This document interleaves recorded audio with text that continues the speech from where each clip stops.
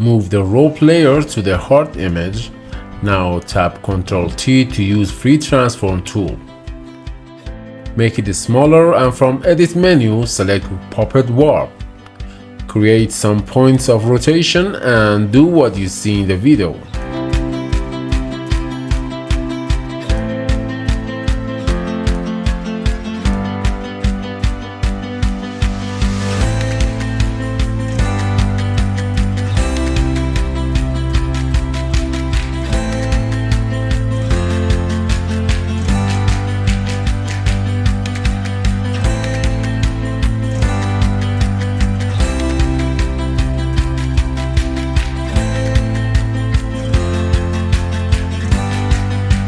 Delete extra parts and duplicate the layer by dragging its layer to the plus icon in Layers panel or just tap Ctrl J. Now from Edit menu, Transform, choose Flip Horizontal. Tap V to use Move tool and tap Ctrl E to merge layer and tap E to use Eraser tool and delete extra part.